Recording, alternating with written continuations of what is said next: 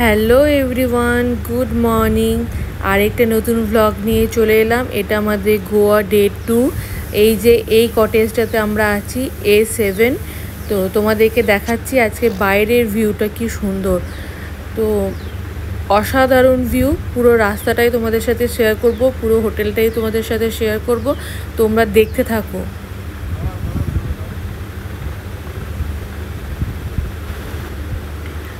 আর এই যে আমাদের কটেজের সামনে একটা লেক আছে। শুধু আমাদের কটেজের সামনে না, এই পুরো কটেজের রুমের সামনে সামনে একটা করে লেক আছে। আর এই লেকগুলো যখন রাতের বেলায় লাইট দিচ্ছিল তখন দারুণ দেখতে লাগছিল। দেখো কি সুন্দর দেখতে লাগছে। আর পুরো কটেজটা একদম গ্রিনারি গ্রিনারি। পুরো কটেজটা সুন্দর সুন্দর ফুলের গাছ, বড় বড় গাছ, সব গাছে ভর্তি। পুরো গ্রিনারি একদম। পুরো এই কটেজটাতে এলে মনে হবে যে আমরা কোথাও একটা গ্রামের কোনো বাড়িতে বা গ্রামের কোনো পরিবেশে আছি। আমার তো খুব ভালো লেগেছে। আর তোমরাও দেখো এবং পুরো কটেজগুলো দেখে, পুরো হোটেলটা দেখে আমাদেরকে জানিও যে কেমন লাগছে।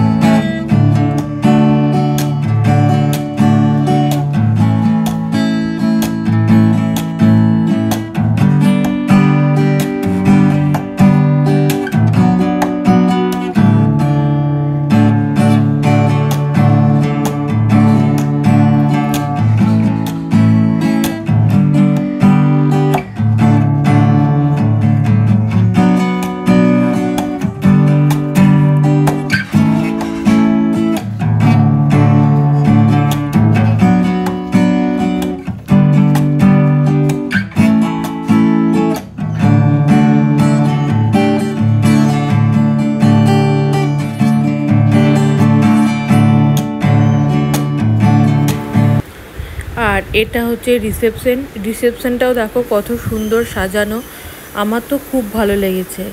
আর আমরা চললাম বাইরে চা খেতে, কারণ এখানে খাবার দাবারের কোনো ব্যবস্থা নেই, কিন্তু হোটেলের বাইরে এত সুন্দর সুন্দর দোকান আছে, সেখানে সব কিছু খাবার পাওয়া যাবে। তাই আমরা ব্রাশ ট্রাশ করে বেরিয়ে পড়লাম যে সামনের থেকে একটু চা আর একটু ব্রেকফাস্ট কিছু করে আসি, তাই আমরা যাচ্ছি। আর এই যে দেখতে পাচ্ছ দু সাইডে পুরো স্কুটিতে ভর্তি, এগুলো সবই রেন্টেড স্কুটি। এখানে যারা আসে সবাই রেন্টেড স্কুটি নেয়, আর আমরাও ভাবছি নেবো, কারণ আমাদেরকেও আশেপাশের যে সাইড সিনারিগুলো আছে সেগুলো ঘুরতে যেতে হবে, তাই আমরাও ব্রেকফাস্ট করে একটা স্কুটি রেন্টে নিয়ে নেব। আর এই যে দেখো আমাদের হোটেলের বাইরে, আর এখানে সব পুরোটাই মার্কেট, একদম খাবার দাবার সব কিছু পাওয়া যায়, কোনো অসুবিধা হবে না। আর এই যে আমাদের হোটেলের নাম তোমাদেরকে দেখিয়ে দিলাম। আর একজন এই যে বসে গেছে চা নিয়ে, আর এটা হচ্ছে আমার চা। আর আমরা দুজন মিলে চা খেতে খেতে আজকে কোথায় কি ঘুরতে যাব না যাব পুরোটা ডিসাইড করে নেবো, কারণ বেরিয়ে পড়ে কিছু ঠিক করা হয় না। আর ওর এর আগে অনেকবারই গোয়া এসেছে, তাই ও জানে কোথায় কোথায় সাইড সিনারি আছে, তাই আমরা চা খেতে খেতে আর ব্রেকফাস্ট করতে করতে পুরোটাই একটা প্ল্যান করে নেবো, যাতে আমাদের দুজনাকারই সুবিধা হয়।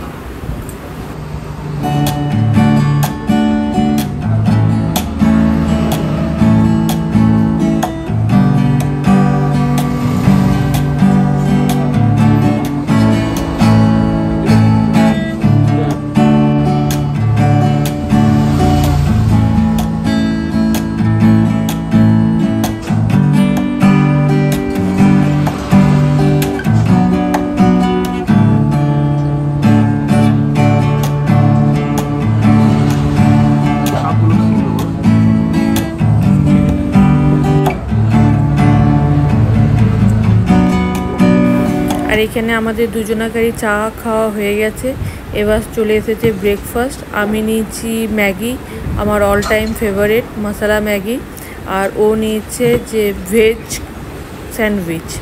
তো আমার স্যান্ডউইচ অতটাও ভালো লাগে না, তাই আমি ম্যাগি নিয়েছি। আর এখানে গল্প করতে করতে আমরা জানতে পারি এখানে লাঞ্চ ডিনার সব কিছুই পাওয়া যায়। আর সবথেকে বড় ব্যাপার হলো এই যে রেস্টুরেন্টটা যার সে বাঙালি, কলকাতার। তো আমাদের তো খুবই ভালো লেগেছে, আমাদের সাথে ভালো পরিচয়ও হয়ে গেছিলো। এখানে এসে বাংলাতে কথা বলতে পারছিলাম, নিজে খাবার পাচ্ছিলাম, তো আমাদের কোনো অসুবিধা হয়নি। আর এত সুন্দর খাবারের টেস্টগুলো ছিল, প্রত্যেকটা খাবারের টেস্ট। আমি স্যান্ডউইচ খাই না, কিন্তু এত সুন্দর স্যান্ডউইচটা বানিয়েছিল, আর সেরকম বানিয়েছিল ম্যাগি, দারুণ বানিয়েছিল।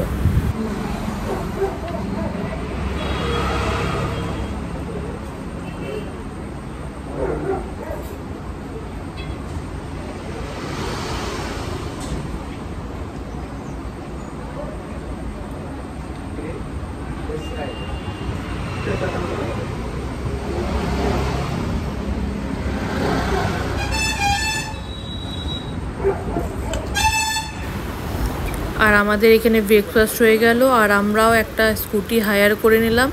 এই যে আমরা এবার যতদিন গোয়াতে থাকবো, আমাদের বাহন সব সময়কার বাহন, আমরা এখন 4-5 দিন এখানে থাকবো। তো 4-5 দিনের জন্য আমরা এই স্কুটিটা নিয়েছি। এবার এখান থেকে যেখানে যাই এই স্কুটি করেই আমাদের যেতে হবে। তো তোমরাও দেখো আমাদের বাহনকে।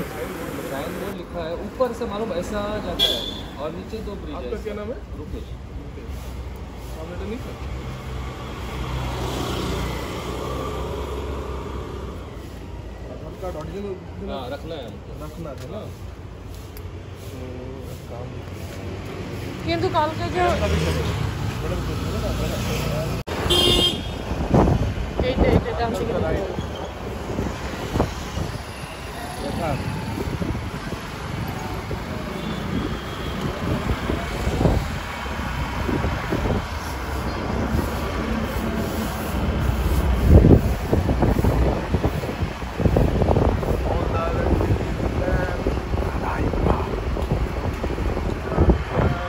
বাগা বিচের কাছে ইয়েটা নিয়েছে, কালামপুরের হ্যাঁ বাগা বিচের কাছে। বাগা তো মোস্ট হ্যাপেনিং প্লেস, এই পিকল দিয়ে নাকি না আমরা ওটা সব থেকে ইয়ে জায়গা।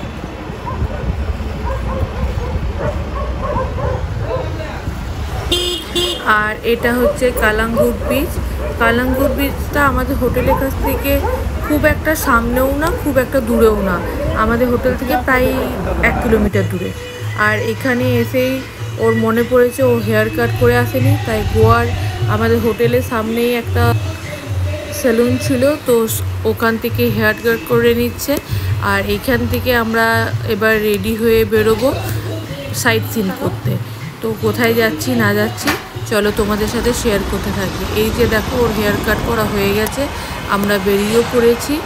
তো আমি জানি না এখনও পর্যন্ত আমি কোথায় যেতে চলেছি, ও আমাকে যেখানে নিয়ে যাবে আমি সেখানেই যাব, আর তোমাদের সাথেও শেয়ার করতে থাকবো যে আমরা কোথায় যাচ্ছি।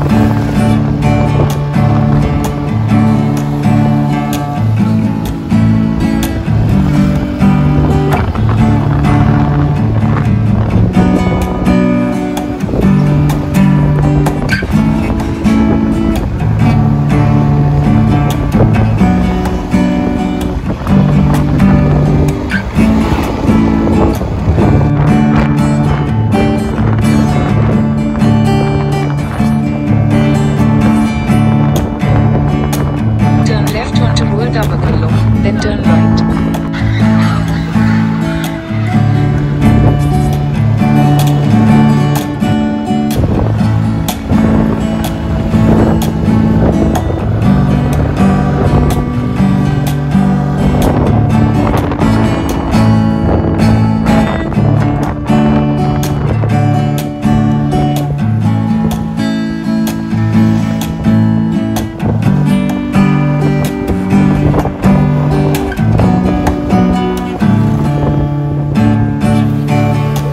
আমরা চলে এসেছি আমাদের ফার্স্ট ট্যুরিস্ট স্পটে। তো এদিকের রাস্তার দুধারে দুটো চার্চ আছে, আর দুটো চার্চই দুটো কারণে ফেমাস। তো তোমাদের সাথে চার্চগুলো শেয়ার করি, আর কী জন্য ফেমাস, কী হিস্টোরিক্যাল ব্যাপার আছে সেগুলো তোমাদের সাথে শেয়ার করি। চলো দেখতে থাকো।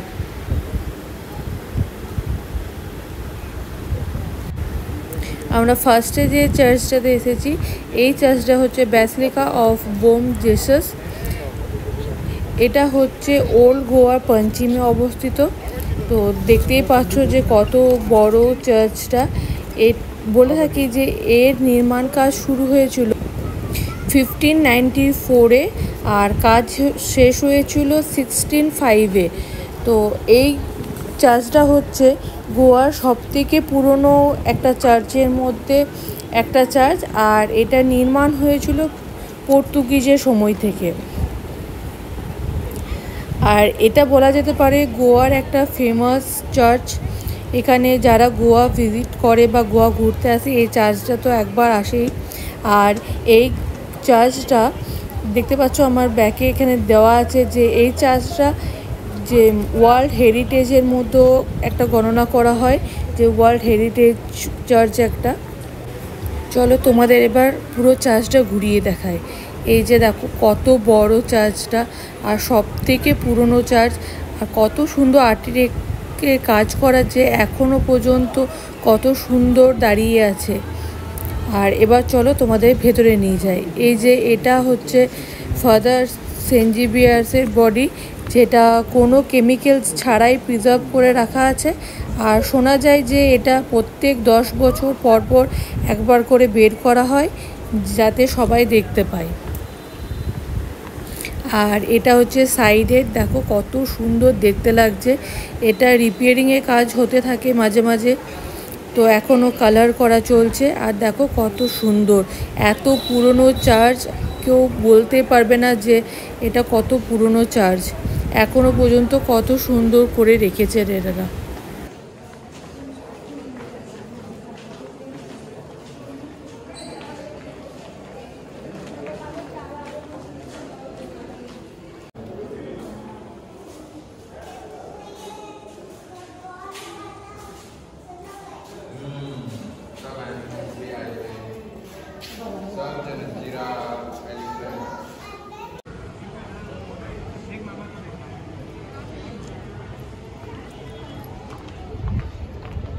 जाऊन येत आहे.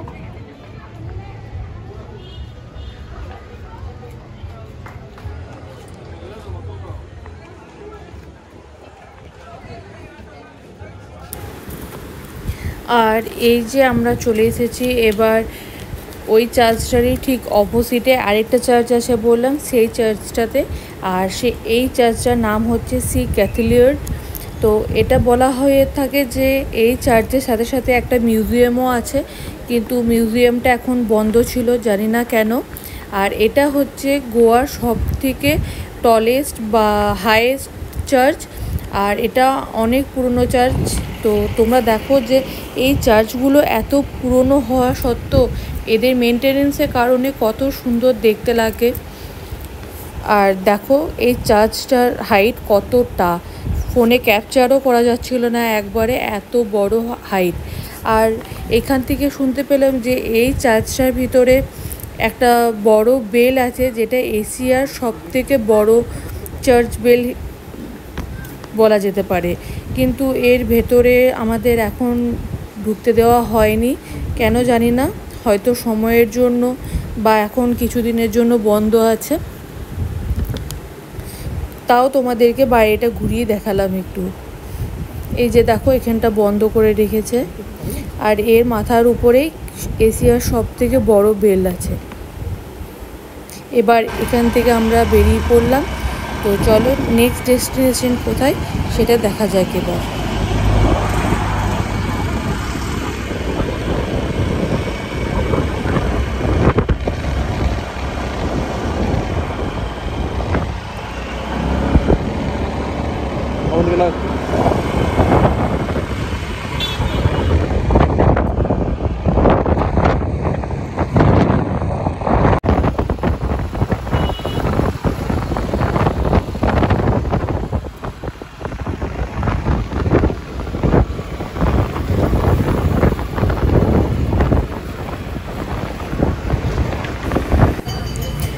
আর এই যে এই চার্চটা বা এই রাস্তাটা তোমরা দেখলে বুঝতেই পারবে এখানে প্রচুর মুভি শ্যুটিং হয়েছে। আর এখানে তো আমার ফেভারিট হিট ও রণবীর কাপুরের মুভিও শ্যুটিং হয়েছে। তো এখানে অজব প্রেম কি গজব কাহানি ফিল্মে যে চার্চটা দেখিয়েছে সেই চার্চটাই হচ্ছে এটা এখানে হোয়াইট চার্চ নামে পরিচিত। আর এটাও সেই পঞ্চিমে অবস্থিত, মেন সিটির মাঝে।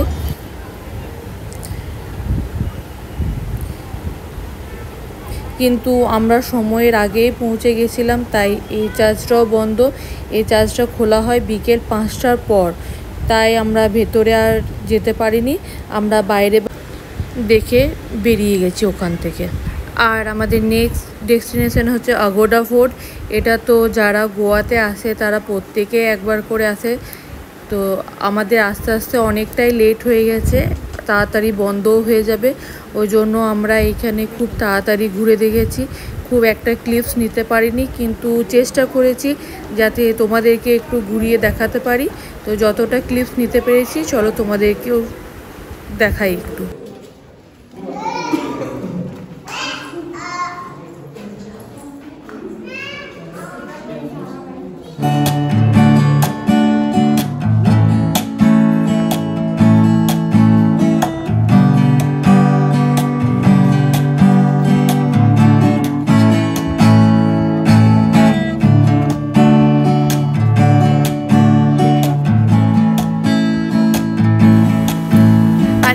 সামনে তোমরা দেখতে পাচ্ছ এটা হচ্ছে আগোডা ফোর্টের ওয়াটার রিজার্ভার। এটা অনেকে ভাবে জেল, আন্ডারগ্রাউন্ড জেল বা গুহা, কিন্তু এই দুটোর মধ্যে কোনোটাই এটা নয়। এটা তখনকার দিনের পর্তুগিজ কালে যখন বর্ষাকালে বৃষ্টি হতো সেই জলটাকে স্টোর করে রাখবার জন্য এই ওয়াটার রিজার্ভারটা বানানো হয়েছিল। আর এর চারিদিকে দেখো পুরোটাই পাথর দিয়ে তৈরি, কারণ ওনারা চাইতেন যে যাতে জলের মধ্যে কোনো কাদা মাটি না যায়, জলটা যাতে ইউজ করা যায়, তার জন্য এই চারিদিকে পাথর দিয়ে পুরো বাঁধিয়ে রেখেছিলেন। শুধু এখানকার মানুষরা নয়, আশেপাশে এলাকার মানুষরাও এখানে এসে জল নিয়ে যেতেন আর ব্যবহারও করতেন। আর এই জল ছিল খুবই মিষ্টির জল, কারণ এটা পুরোটাই বর্ষার জল। আর এই যে আগোয়াডা ফোর্ট, এটা মোটামুটি 400 বছরেরও পুরনো ফোর্ট। আর এইখান থেকে সানসেট সানরাইজ দুটো দেখতেই খুব ভালো লাগবে।